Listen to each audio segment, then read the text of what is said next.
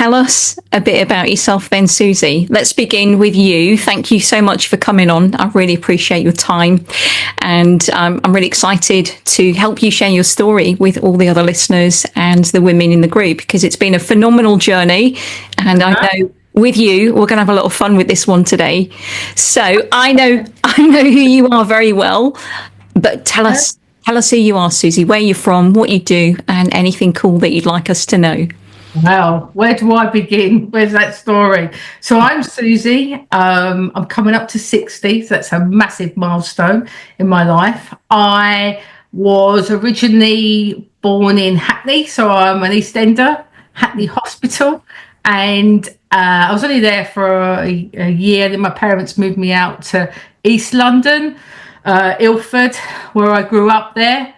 And I did normal education, and then like when you're 16, I did stay on because I wanted to be a PE teacher, but didn't quite get the qualifications. But then, as anyone will tell you, back in 1984, it's get a job. So I did, and I worked for Barclays for 29 years, and went round all the branches, and then ended up at Canary Wharf in my later years as a PA to some of the corporate teams there. So, and then I left there at 29 years and decided to become a counsellor. So set on a journey of doing a counselling degree, part-time at the bank, and then did the course, which is something I never thought that I would be able to do. So when I started the counselling degree, about 12 years ago, we moved from Ilford, Goodmayes, and moved down to East Sussex. So I'm along the coast, and I work in a school in Eastbourne. A couple of days a week now. Took it down from like 4 days a week. So just work with kids. So I counsel primary school, 4-year-olds to 12-year-olds. Yeah. And you live on a lovely part of the coastline. And I love Seaford, very lovely. So it's not in the heart of Brighton, it's between Brighton and Eastbourne. So it's you, your wife, and your dogs. And my dogs, my lovely, gorgeous wife, and my 2 doggies. Amazing. What an introduction, Susie. Thank you. Well, there's so many things you can say, but it's just nice. I think the more you say and the more you tell people, there's a bit of a connection there. I know a lot of listeners will be resonating with lots of things that you said. Yeah. So we're going to get into just talking a little bit about you, and we're going to talk about the journey that you've been on with your Braver Women therapy journey, but also just so people can understand the context and perhaps learn a little bit about the journey and perhaps resonate with some of the issues that they experience. We're just going to take it all the way back to when you were little Susie. So I'm always curious to find out what were you like as a child? What was growing up like for you? Oh, it's not good having 2 older twin sisters who are 6 years older. That's not always a good thing. So I was just this little sporty person, born in 65. Just at 5, 6, wanted my parents to buy me a football kit. Used to play in the street. Loved that. Just very sporty. And that went on with me all through my sort of primary and secondary school. Excelled in every sport because I could. And, the football and the hockey, playing for Essex, and just all of that. It just was I was good at that. Not academically, but there's something I could achieve and I could excel in, and it suited my personality. It was just fab. It was just me, really, in those days of growing up. School was great. I loved school. I didn't want to leave school, even though because I could do sports at school, and ended up being head girl, which was nice in my secondary. So it was really, really positive. I just didn't want to leave school. I didn't want that to end. I didn't want that journey. Something about me being that youngster, very, very fit, very much so. And then see, I took it into my 20s playing for clubs and things. So you obviously had a lot of leadership about you and enjoyed achieving through your sports. Yeah, because I was allowed, because at that time as a young person, 14, 15, I wanted to become a PE teacher, so I was allowed to take the lessons. But sadly, my academic side of me didn't give me that dream of being a PE teacher. No matter how hard I pushed, I wasn't achieving there. And, you know, it's not till later life I find out I have dyslexia. But back in the 80s, you wasn't tested for that. I just couldn't do certain things. So, yeah, my journey of where I thought I was going to go was not where I ended up, you know. It's just... And the bank then was such a secure job. It was, and you know, I stayed in that. It was my choice. I get it. I excelled in that, you know. So, what was growing up like for you, Suze? Because I know back in the day, when you were younger, you know, being we've talked about it, haven't we? Being a bit of a tomboy, being a girl that's really actively into sports and all of that. What was that like for you? Being surrounded by a lot of heteronormativity and that expectation to be a girl and all of that. I didn't know, you know, when you're little, but you know, you do your sports, but 13, 14, I was totally in love with my PE teacher. Let's face it, you know, most of us are, but you know, that stayed with me a long time. I can't deny that. Yeah. And that is like, but by doing that, you know, hiding that sexuality of mine was a huge task every day of my life. You know, I was thinking, oh, I like my PE teacher, I love her, and thinking, oh, I'm not allowed to. You know, this is 1980 or 81. You can't have feelings like that. It seemed to be not the norm. You know, you cannot. And if so, that needs to be silenced. So when did you realize you were gay, and what was that process like for you? I think I knew, like I said, about 13, 14. And it's an isolating world because you look around you, especially when you're 14, 15, the girls are dating the boys at school. It was very much like that. And I used to, I think I avoided a lot by just getting into sports and I would say where you feel not good enough about being gay, I'd make up to it because I'd excel at sports. So I'd get the recognition, the praise, the making me feel good. I was boosted like that. So it sort of balances it out. You know, I was like, well, I can't be gay. And that carried on. You know, I kept that very quiet. And then I had a girlfriend when I was stayed on secondary school for 2 years, and I had a girlfriend there, but it's very much very quiet. You know, you think at that time hardly anyone was out. It was 81, 82. There's such a stigma about being gay, and it's hard to comprehend. People listening to this, my age, go, yes, Susie, I get it. You can't. Or the younger generation will be like, really? Was it that bad? And you think, God, it was.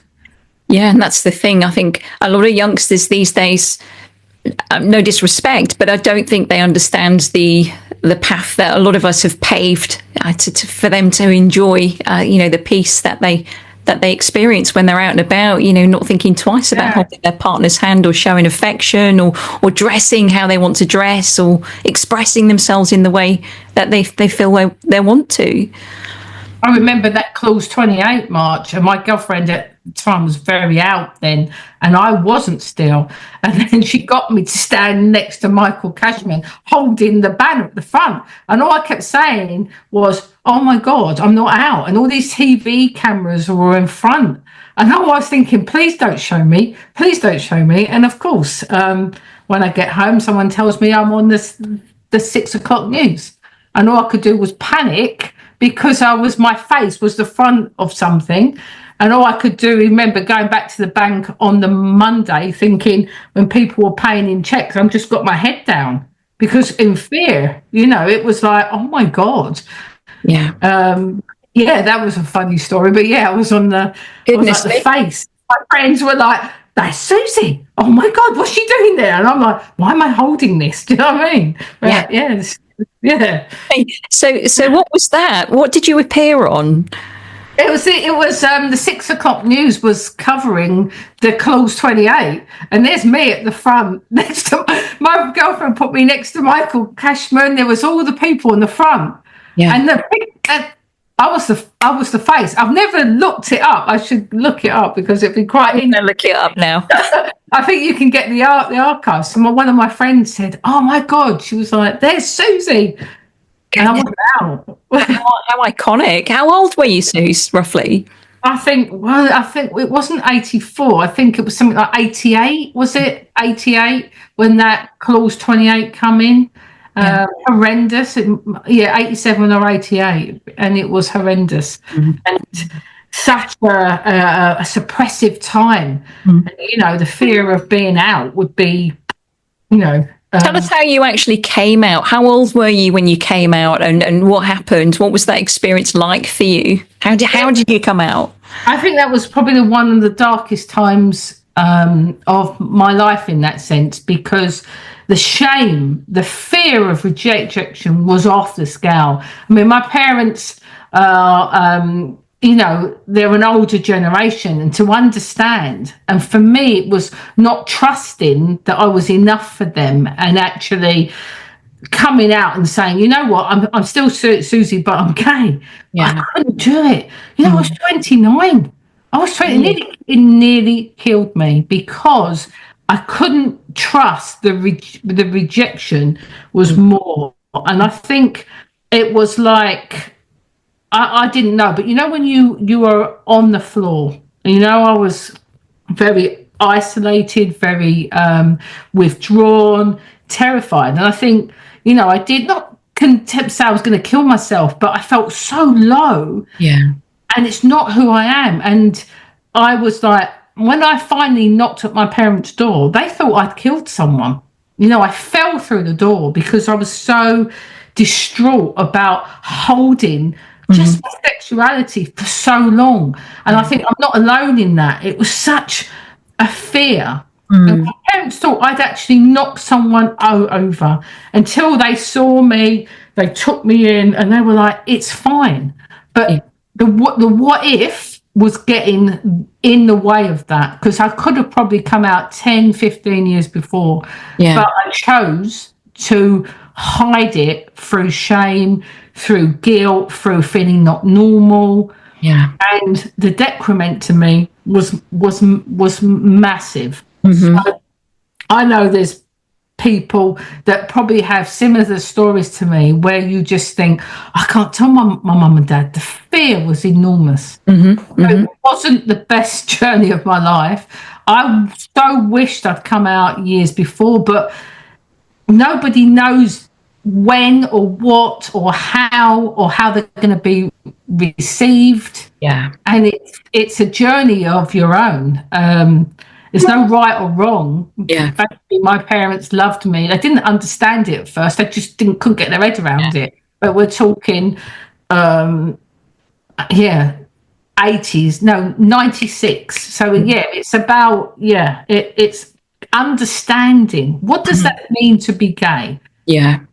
It's education. No, it's an ignorance, but because no one really talked about it. Yeah. And so much stigma and so much anti-gay so long.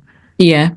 You fall in that and go, oh my God, can I be gay in this society? Am I allowed to be? What will happen? Mm-hmm. So, I would say that I wish that I could have been brave enough before, but the circumstances sometimes,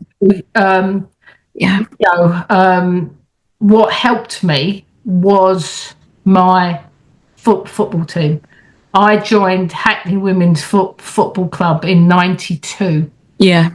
And being around fellow lesbians, Hackney was the first out and proud lesbian team. And sometimes we'd get on the pitch, Leanne, and mothers would be like, "Don't you touch my daughter, don't." And you just think, really?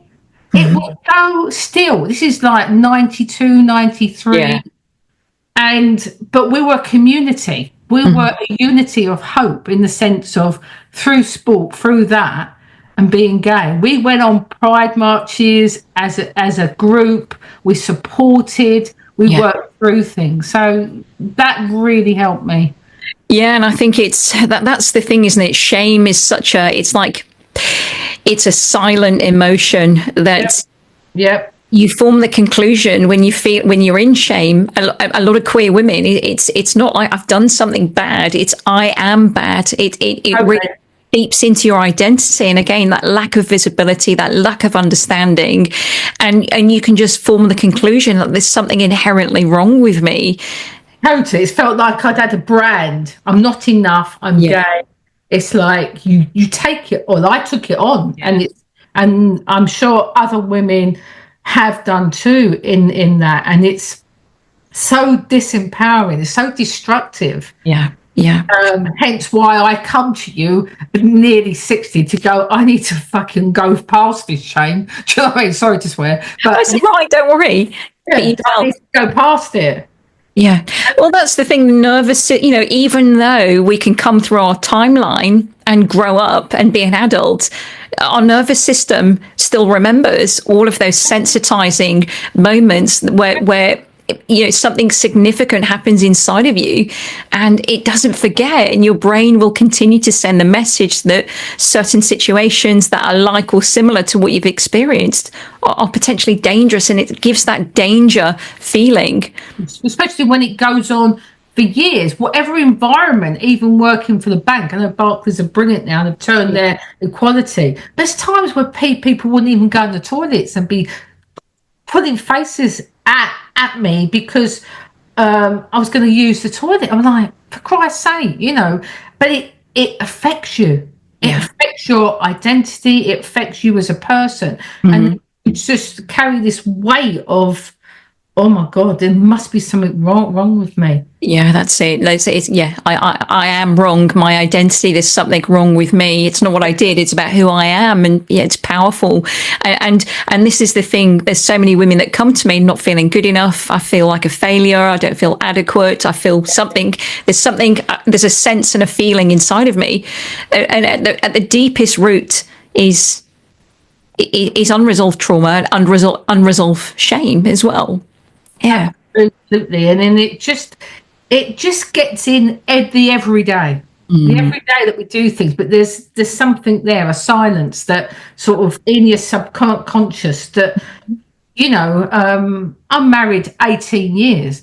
If I walk down the street with Vari, I still hesitate in holding her hand. Where does that come from? Yeah. For years of I'm not allowed to. Oh my God, It's the emotional memory. Cognitively, you know that you're safe, but your body keeps you in that safety mode, and it takes a lot of retraining with those memories that have long been forgotten about. The body stores them, and so that's going to lead us nicely on to talk to us, Suze, about. So you've already said like your sexuality did have an impact on your self-esteem and how you felt about yourself in the world. What did you find yourself doing as like those protective behaviors to feel like safe and enough? And we're talking about some of the overcompensation behaviors. Yeah, I mean, my safety mechanisms went in. Over the years, more anxiety would creep in. I feel my world became smaller. Yeah. All of those things in that sense, and not feeling like I was capable of things. Yeah. You know, when you start feeling that you're a high achiever, and then all of a sudden you think, oh no, I'm not sure about that. I'm not sure, like, can I do that? It just it affects your worth, your self-esteem, your confidence. Can I do that? Oh, I'm not sure. Or, you know, there was, you know, times in my life that things had happened to me. We all have experiences, we all have traumas, but how that affects you and how you break through from those traumas. But I think my world became much smaller, much more anxiety. Yeah, I think that. Yeah, I mean, obviously, I'm not going to reveal anything on this podcast because there's an element of privacy to this discussion. I'm going to respect that. But obviously, there was some ideas, core ideas that you learnt about yourself, wasn't there? And one of them was enough. Being enough was massive for me. Just not feeling that I was worthy as the next person. Yeah, you know, that's a real strong thing for me. Yeah. And being gay, I think, played a part of that, but other things played a part of that too. Yeah. So when you don't feel enough, Suze, or when you didn't feel enough, what did you find yourself doing to try and balance that out? What were you stuck in? What was life like for you? I'm trying to think now. I'm trying to think what That's all right. I know for me, just to help you along, like for me, it was the overcompensation. A lot of clients that will have similar experiences where you try and overachieve, you try and become useful. For me, it was about being a joker, being the loudest. Yeah, I've done that. Yeah, I've sort of been. You sort of mask. You mask. I've masked. Yeah, I've masked a lot, and you know, you become this. You sort of split. I split, and sort of part of me went out, and you know, I cut my hair really short, become very boyish, very sort of. But the problem I found, the more I tried to change myself, the more boyish or the more aggressive or the more protected I looked, the more harsher I got treated. Right. I'm a real sensitive person. Yeah. But I was trying to make myself hard to survive in this world. Mm-hmm. That's who I am. And I learned a very hard lesson there because I didn't need to do that. Did you find... Sorry to interrupt there. What did you say? I felt that at the time I needed to do that. I get it. I absolutely get it. It's if you know, you give the persona of being quite bullish and that you're not going to be messed with, then it sends, you know, that you're communicating without words, aren't you? To, you know, to leave you alone. Of course, because you're in a world that, and then I sort of attracted women that treated me not very nice. Mm-hmm. That again is about my worth and what I'm prepared to compensate on myself. Mm-hmm. Mm-hmm. I need to, but for some reason I played that out. Mm-hmm. You know, I take responsibility for that instead of saying, no, you need to stop, you need to go away. I didn't. I took it on feeling like I'm not good enough, or this is how it's supposed to be. So, you know, back in those early 90s, early 2000s, I wasn't in brilliant relationships because I wasn't in a place that I wasn't self-aware enough to go enough.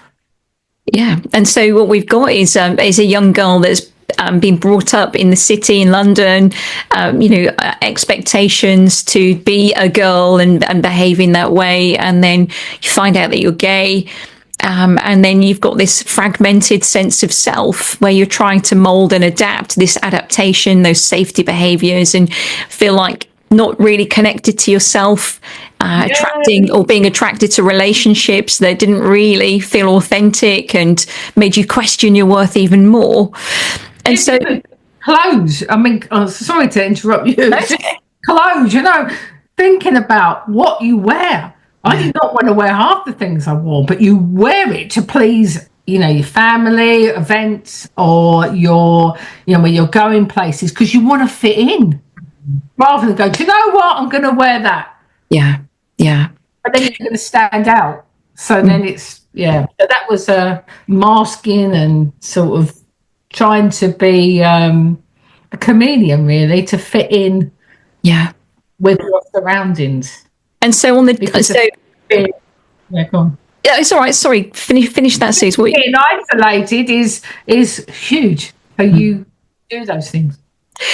So on the inside, in the quietest moments that you had with yourself, what was really the inner narrative for you, despite overworking and trying to be everything to everybody and fit in and be palatable? But what was really the deep-seated feeling or message or narrative on the inside? I think there was a very dark place at times, a very isolated world, very lonely world, where you just wanted to be seen for who I was and people to see that. I mean, and not pretend. I used to pretend that a guy was ringing, my boyfriend was ringing me at the bank. Wasn't ever the case. So you get to a point where you just think, please, can someone just see me? Just me, who I am. When did you start to become affected by anxiety, Susie? What was that like? It was all already there, and I had a trauma back in 92. I can talk about it. I was electrocuted by a lawnmower, and I sort of took that blame on. I was like, thought, oh, it must be my fault. And I never talked about it. And it wasn't until 4 or 5 years later, I relived the electrocution and had post-traumatic stress. And then that's when the anxiety, like I couldn't even say my name. I was really in a bad way. I had to go home to my parents. And it was sort of, I think, coming in line with coming out at the same time. It all felt too much. My ability to function in that time was really, really hard. But then with therapy, I had counselling to try and work through that. But I think it wasn't just the post-traumatic stress from the electrocution, which, in fair I didn't have any shoes on. I could have died. It was... I think hiding away, being gay and all of that. So the anxiety started, and then the anxiety, what ifs were huge for me. What if I go somewhere, what if I can't get back? What if this happens? I think I lost my ability to trust in myself. Yeah. That's huge. That's one of the fundamental. You've got to be able to trust yourself in any given situation. I lost that because, I did nearly die, at the end of the day, but I didn't. So the anxiety started probably more so late 90s. In that sense. And I had to really work hard, really. Times I'd get in my car and drive to Clissold Park where Hackney played, take everything from me to just sit in the car and think, oh my God, I can't breathe, I've got to get there. But knowing there's a bunch of women, but enough, I never told them. Goodness. I never told them. I kept that again as like a shameful thing. I never told them I wasn't all right. They would have been so supportive, but at the time I didn't. Well, it's a lot of women try and hide it, in terms of, I don't want to be perceived as weak, because even back then, we're only just getting to the point now in 2025 where we can actually openly discuss emotions and have more open discussions about what's going on inside of us, where back then it was very much frowned upon and it was seen as a weakness in some way, wasn't it? Yeah. You didn't talk about your feelings. I'm very much a family. We don't talk about feelings, You don't let out, and it's a generational thing. So there's no way I'm going to walk up to a load of women and go, oh my God, I feel like I can't breathe. I'm having a panic attack. I've got here. I felt I had to mask that. And that then, oh my God, the effort, people suffering with severe anxiety to try and push through that. And I did. But even taking the team to the gay games in New York and Amsterdam was still a struggle. There's times where I'd be masking it and thinking, oh my God, I'm in a stadium of people and I've got to get out, and feeling like my legs have gone, but no one knows what's really going on. I mean, not good really, but I survived it. But it would have been nicer to have someone alongside me. And No, I get able it. to say it, I'm not all right. Brilliant. Well, yeah, I mean, there's a lot of women who, they've been out for many years, out and proud. I'm really confident. But on the inside, when you're truly seen, that's when it's not as solid, and it's that overworking to hide that. And what's at the root cause of that is deep shame, internalized homophobia, 100%. internalized shame. That feeds in. It definitely fed into me, and lucky I feel I've got a lot of resilience to actually push through and try and get through, really. So talk to us, Suze, about what life was like before you reached out to me and you came to work with me. How were you stuck? What was going on for you? Well, I got married in 2007, best day of my life, and then remarried Vari 10 years to the day, because it was a civil partnership and you get married. Yeah. At times I felt that there wasn't spontaneity. There was still restriction. There was still fear. There was still like, Vari would say, come on, Suda, let's do this. And I'd be like, oh, put in safety things in. So can we get back from there? Can we do this? Can we do that? And actually, I didn't like that. I don't like that a part of me. I mean, I've had dodgy knees through the football. I've had half knee replacements, and that took a lot of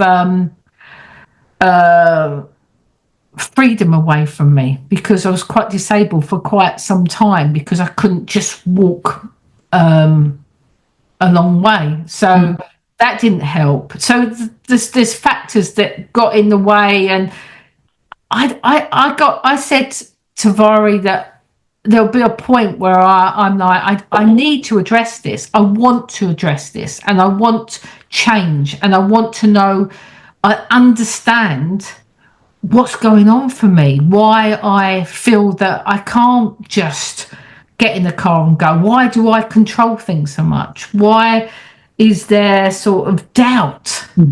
Why do I not trust? Why do I sort of get scared? Yeah. I'm coming up, in my late 50s. What is that gets in the way? So I saw you about a year ago or so, and I thought, do you know what? I'm a counsellor myself, I want not to sit in. I've had counselling, supervision. It's not about that. I want someone that can sit in front of me and test me and give me meet me in a place that says, what's going on? You can answer me. Still, I've got to work it out. Yeah. Me, what's the word? I forgot the word.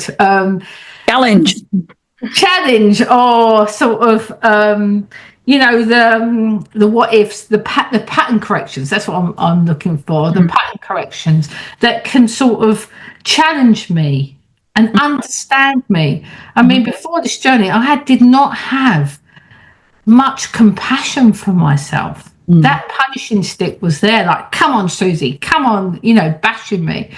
And actually reaching out and actually doing some of the podcasts and recordings of some of the sessions, I actually, for the first time, started going, I like you. You're quite all right, and I never did that. I was like, oh my God, I don't like myself, and actually going, you're all right.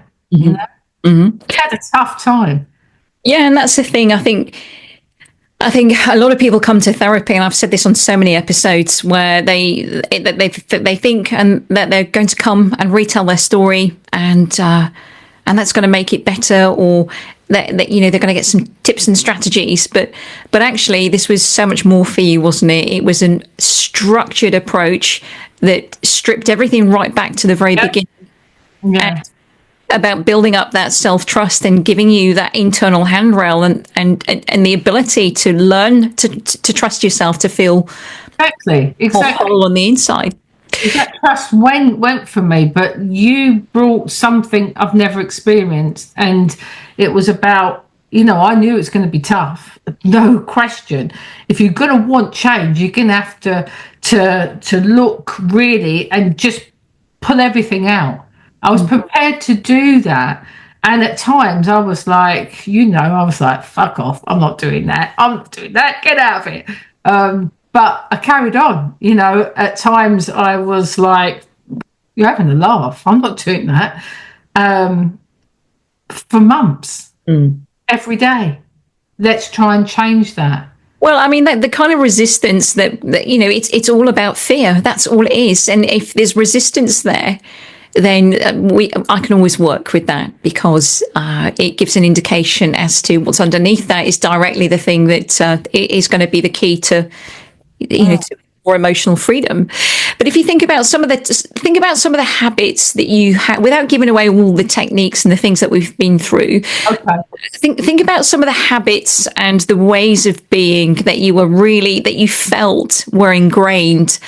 What was going on for you, and how quickly did you start to notice a change, Susie? I noticed that is about that trust. And this is why the what ifs, it was massive for me in everything that I do, and trusting that I'll handle it and turn it around, that I believe it. It's not something like, I'm trying to think of situations recently where I would have been really anxious about something, and I've just, okay. It's like you give in and sort of say, it's all right. It's like driving you're driving your own handrail, as you said, and just saying, I don't want to live my life coming up to 60 till I die feeling that I'm stuck. I have no self-worth or power enough to do what I want to do. It's so important. I'm fed up of being like scared or frightened, or I wanted to change that. Yeah. I wanted a new start. I wanted to be like, meet my wife on every level, be excited. I may not have long left in this world, but my God, I'm going to try and do much more. And I did that by the dance. I learned to dance ballroom dances. That was my promise to Vari after I had my knee replacement. I'm not a dancer, I'm a football player, but here you go, I have a go. And I entered that pink jukebox competition. My God, I was scared out my life, but smashed it. We got a bronze, and my wife's face was the biggest delight for me, because she was so happy. She was like, Susie, look what we've achieved. If you said that to me 2 years ago, I would have said, yeah, right, no way. But again, it's pushing through those obstacles, those boundaries that say that we can't when we can. It can change what we think we can't,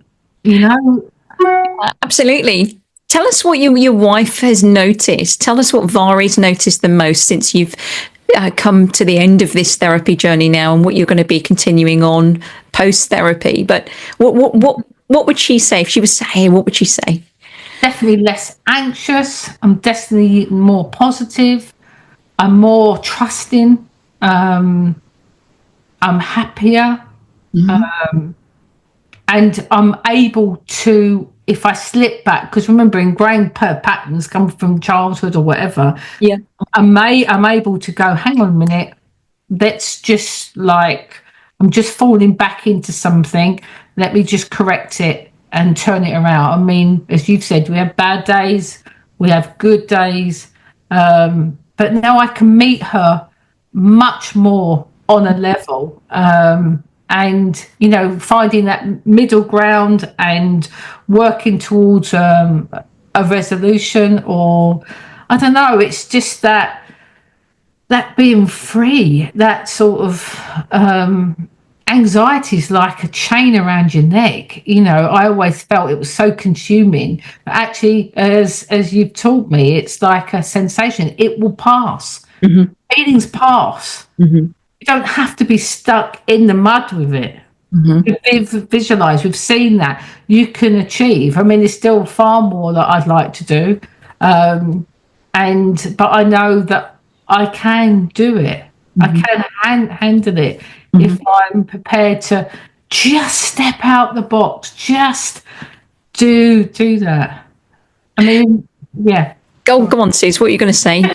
Doing that is my message to most people. If you're prepared to do the work, if you're prepared to look within, you're prepared to just take accountability and like, okay, this is how I've been. You can move forward.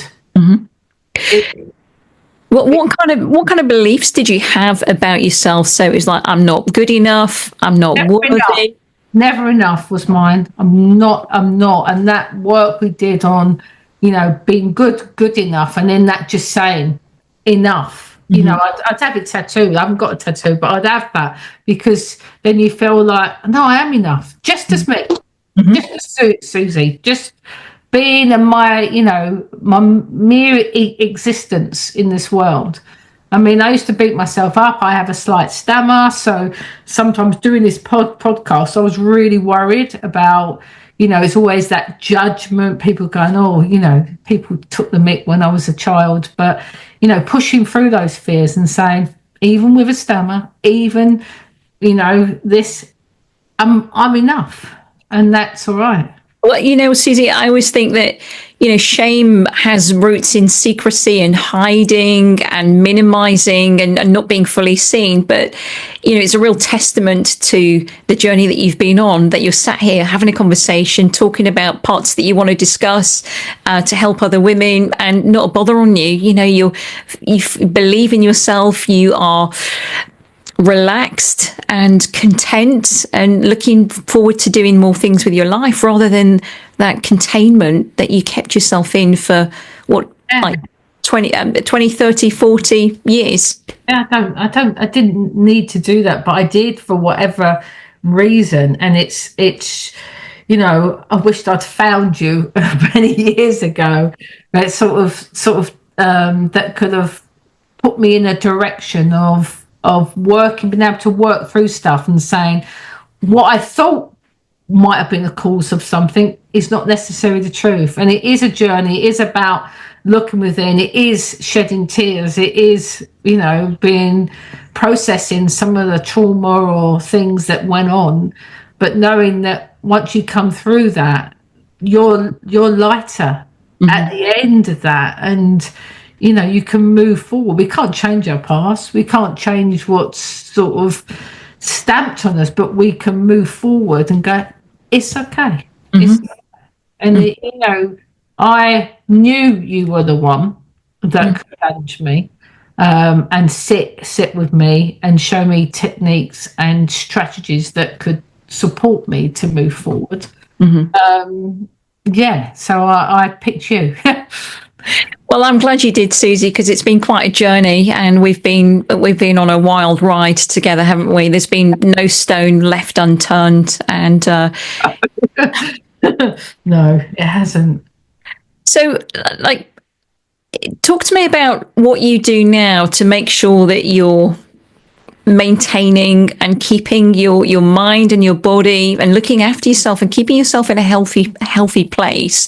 So if you think about what life was like before all of that coping, to compare to now, post therapy, what it is that you do to maintain everything that you've overcome. I was very much reactive rather than proactive. I was very much, just in the fallout, turmoil at times, and not balanced, not grounded. I'm known to have been a bit speedy, not sort of sitting with that discomfort. I used to avoid that discomfort like there's no tomorrow. Talk to us about that, Suze, that level of avoidance. I've always done that. It's not good. It wears you out, I think. The masks, the avoidance, didn't want to feel. didn't want to understand. Now I've learned it's so important to sit with it, understand it, acknowledge it, accept it. Acceptance is huge for me. Accepting where I'm at. That's a real learning in that sense, and accepting, you know what, this is how I'm feeling now.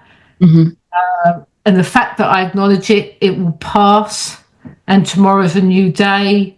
We find ourselves sometimes in situations that is hard to work through, but just where I'd be have a bat and I'd be like, I'm not going to deal with that, no way. But now I'm much more in using the strategies that you taught me, grounding, understanding, accepting, all of those things I think are really important.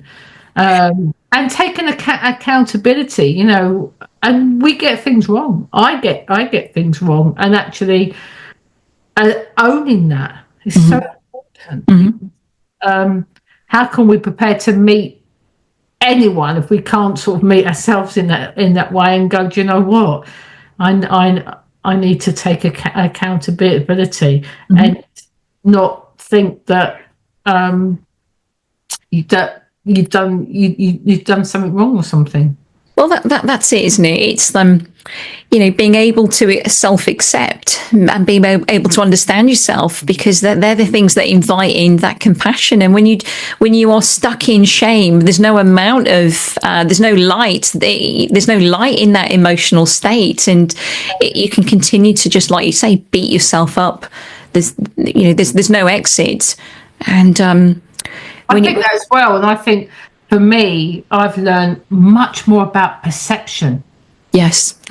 That's the word, perception, because you taught me, because I'm dyslexic, it was very important to see drawings about looking at perception, what I see, but someone else might see it different. And actually, we're both not wrong in that. We just got to meet and see that. And, you know, perception, seeing myself and the world, and that's been a massive learning.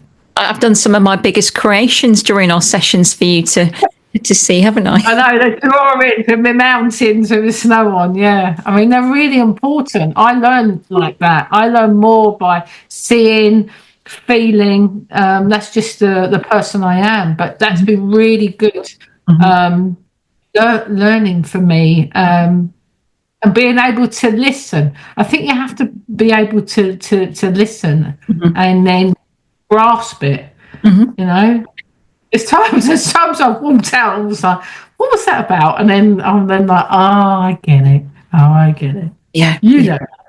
Well, I mean, we've been in contact every day for you throughout your journey with the constant support, and I think over time it's that repetitive process of listening to the same thing. It eventually, you know, it's reconditioning some of the old conditioning that you've had by forming new patterns, new repetitive habits. But you got it in the end, Susie, and you know, you're here to tell the tale and to inspire all the other women who listen to this around the world, not just in the group. But I'm keen to know, what would you recommend? What would you say to any woman who comes to you and says, should I consider Braver Women? Why would it be different? Why would it work for me? What would you say? I think it has to be the right time for you. You have to give yourself time. Leanne is one of those people that will be with you night and day. And I swear to God, that has been like, I knew if I wasn't in a good place, I could ring you. And I know our updates every day. And, that commitment on your side is worth its weight in gold, really, because I'm a therapist. You know, you see someone once a week or 2 weeks and you go off and you're quite alone, where you offer something that's quite is unique in that sense. You are there with someone working through, and the time you give, I've never known someone to give the time that you give. So you do give your clients, and by the way, you haven't paid me to say this, but you give someone so much time, so much of yourself, and I recognise I'm pretty similar in my role, but you are 100%. So braver women, I think, if you're prepared to have the support and you want to look at things, then yeah, I would 100% recommend. But you've got it. It's not a game. It's not like, oh, Leanne can fix me in a day or so. You have to commit, and I think that's the key. You've got to be prepared. But I'm living proof of that. I sort of have gone through that, and there's times when I've thought, nah, enough. Whoa, you're pushing me to extremes. But you have to go there. You have to take that risk, that step into the unknown if you want to move forward. Yeah, if you want to change. I mean, that's the thing, isn't it? You know, therapy, I think therapy has to evolve.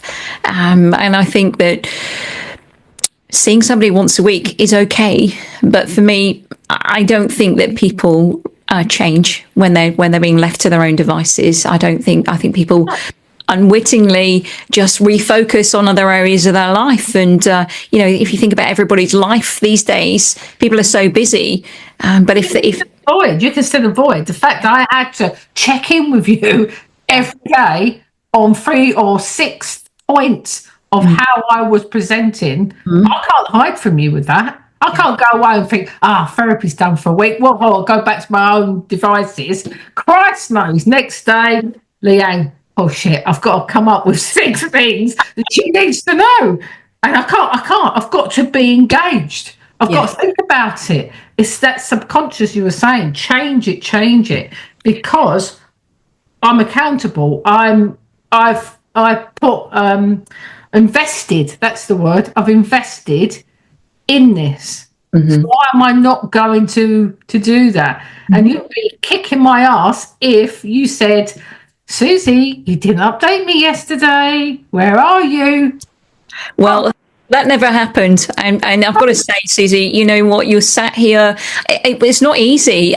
Everybody who does these podcasts with me, they are inspiring. They've had massive transformations with their life. But the fact remains that changing years of habitual survival-based behavior, it's not an overnight fix. And so you have to do something different. Chatting once a week and paying it casual attention. It's no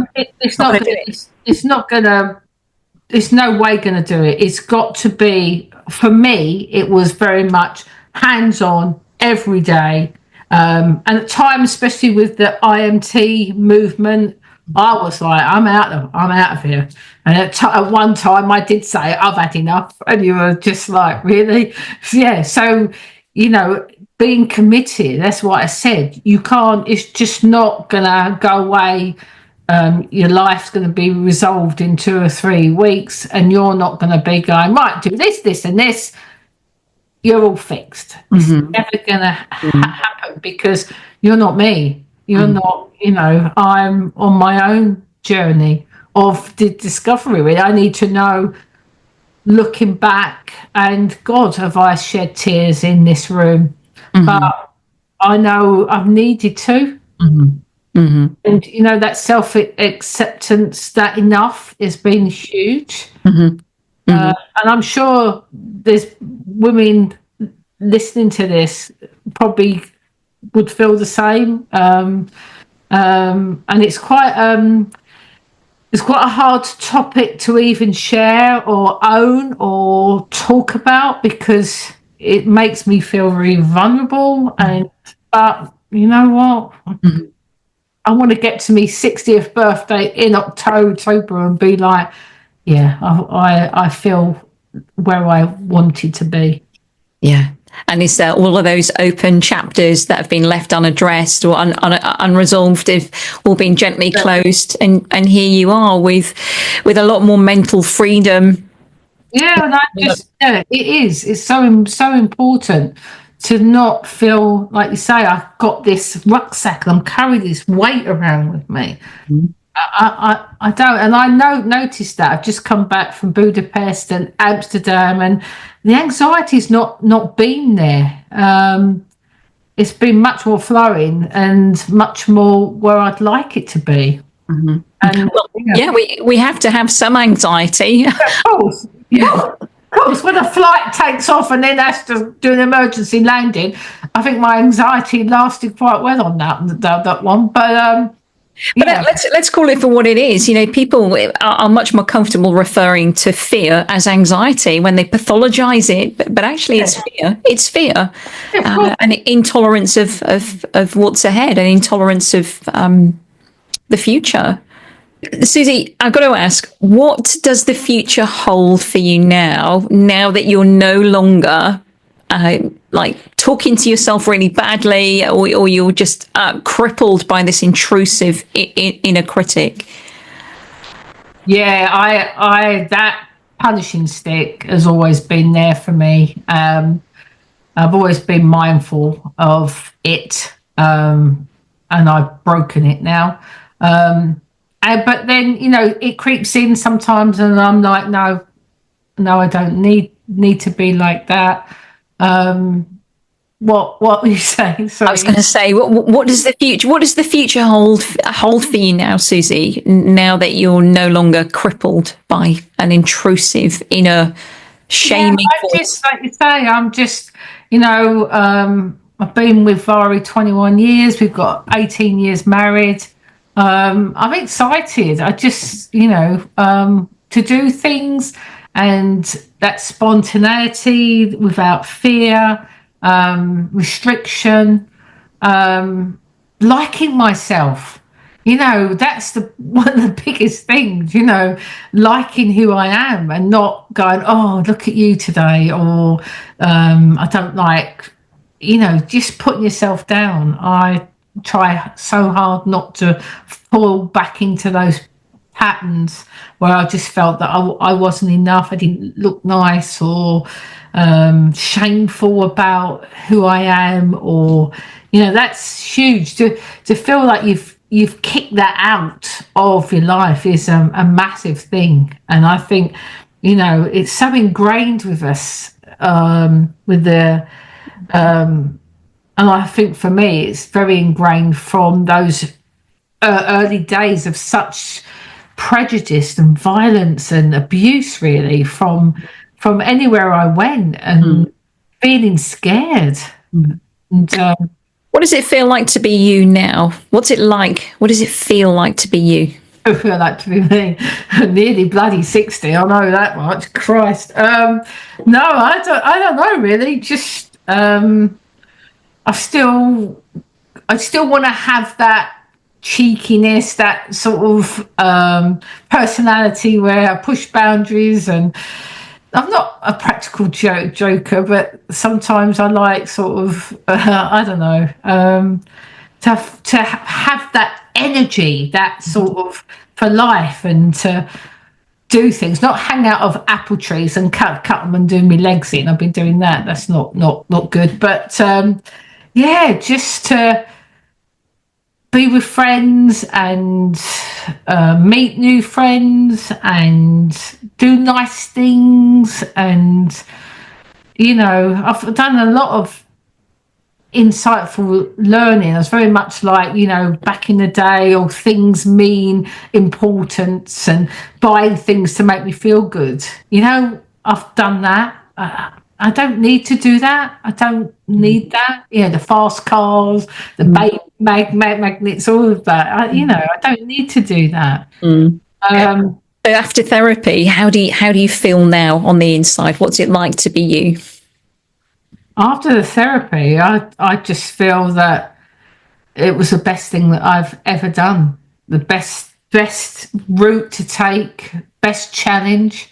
As I said on my feedback to you, you were what it says on the tin. You're very much that. You're the way that your approach is. You are, and if people were struggling, women were struggling, give you a go.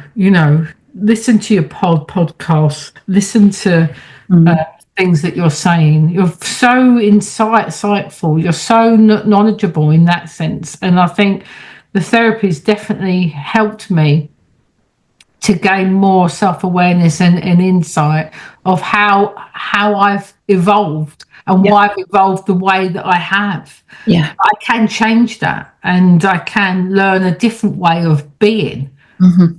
That's so important. That's the thing. It's like nothing's stuck forever. You don't have to be in that pattern. You can come out of it and go on a different path. Mm-hmm. No, I would love to do more spiritual things, more, outside, more connect with nature more. There's so much chaos in the world right now, so much negativity.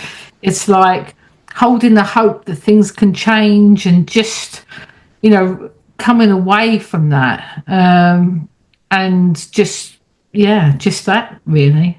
Just incredible. Just the difference now is like night and day. Someone who was a bit restricted, didn't really want to do much stuff with your wife, having to double check and triple check things, and now just being more open, more light, more accepting, more fun. And it's funny when you do your journey on yourself, you notice more. I notice people and how they're being, and I'm never be supportive in that, but you notice where you've changed, where someone may not be seeing where they might be stuck in something. It's their journey, they need to address that, but you notice more because you've done so much work. I mean, I can't change traumas that have gone on in my life. I can only sort of move on from that.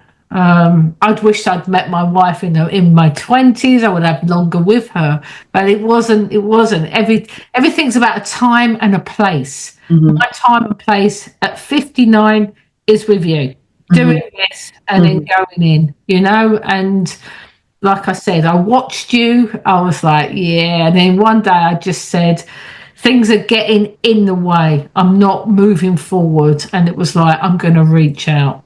And my God, I'm going to reach out. And you were like, hello, Susie. I was like, what?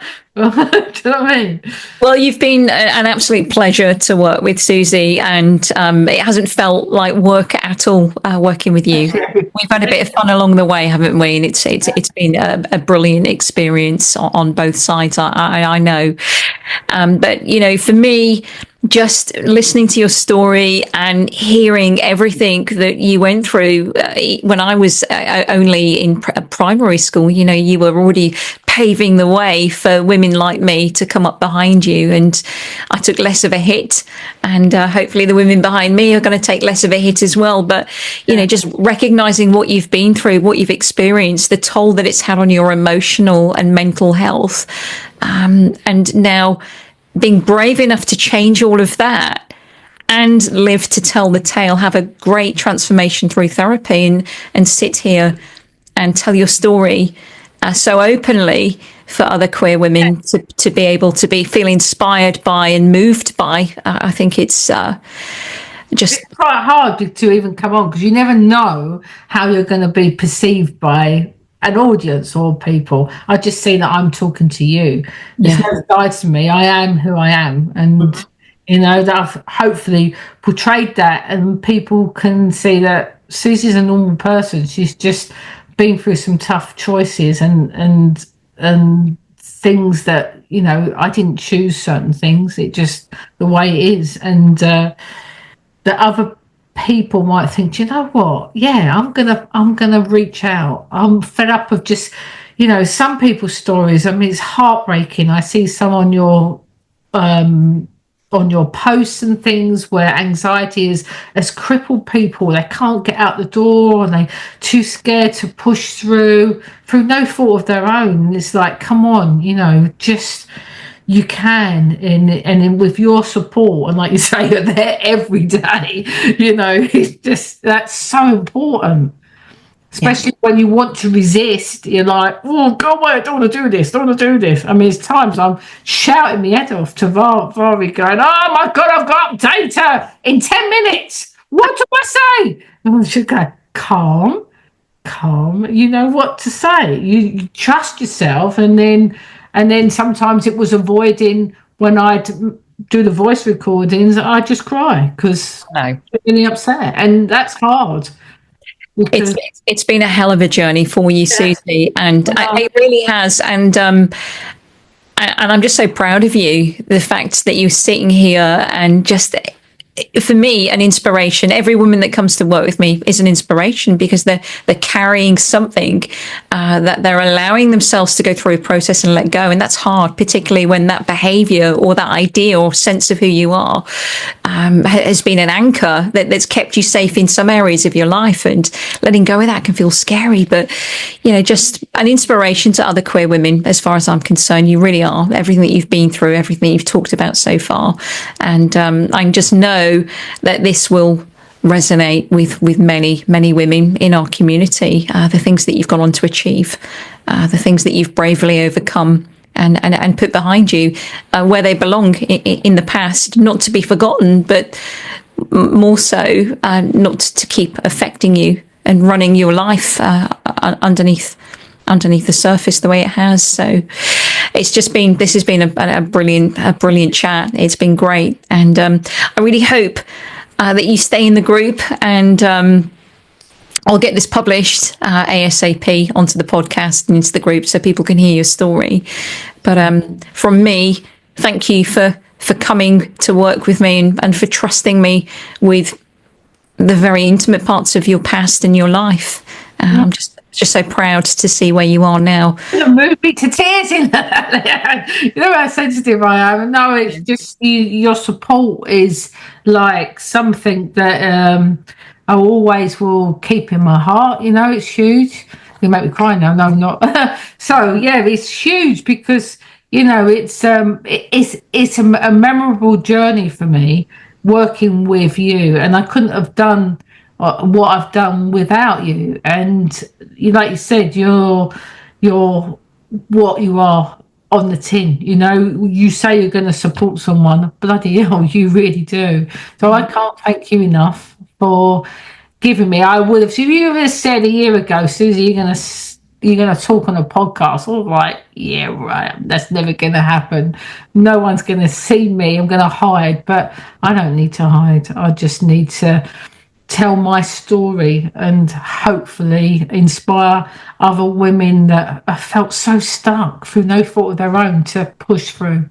So thank you from the bottom of my heart. Listen, it's absolutely my pleasure. It's just incredible to work with another woman from the community who can stand up, take her space, breathe a bit more easy and be counted and just be who you are without having to hide anymore. And in that respect, you very much are a braver woman. You really are.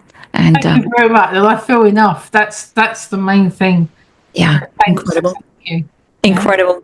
Thank you so much, Susie. Okay, bye for now. Bye-bye. Bye.